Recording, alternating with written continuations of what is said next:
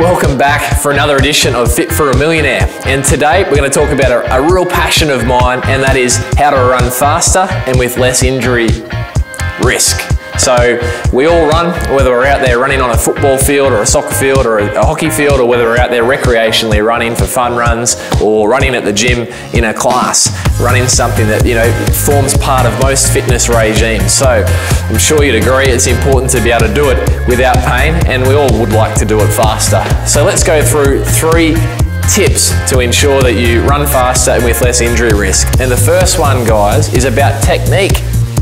When was the last time you said you were going to go and practice your running technique? We go get a golf lesson, a tennis lesson, or a swimming lesson, but when it comes to running, we pull out the shoes, we put them on, and out the door we go, with not a lot more thought than that. But guys, I can save you a lot of pain and a lot of distress by taking note of one very important factor when you run, and that is running with what we call the correct turnover rate. So when you run, just like if you've done an RPM class in the gym, the instructor talks about your cadence or how quickly your legs turn over.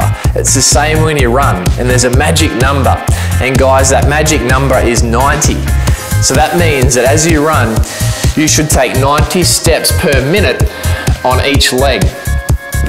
If you are unable to do that, then it means that you are overstriding. And when you run, that's going to look like this. Your foot is going to land out in front of your knee. And with that comes extra pressure up through the heel and braking forces. It's going to slow you down and put a lot more load on your lower limbs, make you more injury prone. When you run with a faster turnover rate though, guys, your foot's going to land under your knee. And if you recently watched the London Olympics, you would have seen all the best runners landing with their foot directly under their knee. They were not heel striking, guys. So 90 steps a minute will get your foot under your knee. But I must preface it, it will take practice, practice, practice. It could take you up to 12 weeks to fine tune your turnover rate.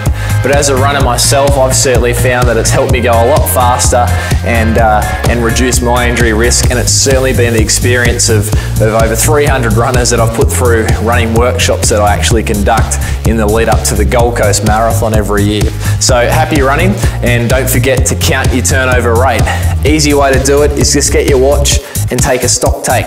Count every minute for a run. It'll exhaust you because you'll be mentally thinking, but it's going to help you run faster and lessen that injury risk. The second golden tip, guys, to run faster with less injury risks is to develop strong and active glutes. I'm not talking about having buns of steel like the American sprinters, but I'm talking about making sure you use what you've got. So the best way to develop strength here is to do an exercise called a single leg bridge.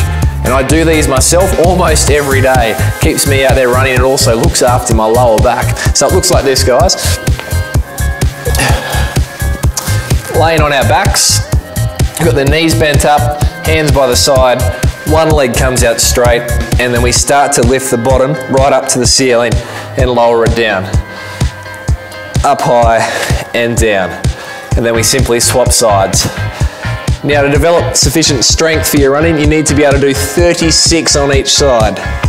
But break it down into 3 lots of 12 on each side, and happy bridging and develop those strong glutes.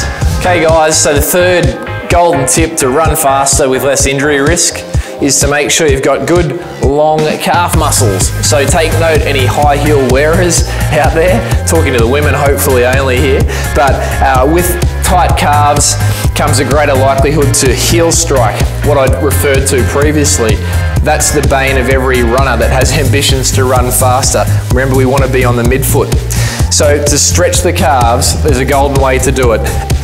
Best practice in physiotherapy is to use an incline board. Put the toes up the board, hang on to a wall, tuck the bottom under, and you'll need to hold this stretch for 1 to 2 minutes. It's a beautiful stretch, and you'll feel it stretch out the calves, and it will certainly make you feel a lot better when you're running and lessen the risk of any lower limb injuries. So guys, get to it, pop the shoes on, count your steps, strengthen your butt, and stretch your calves.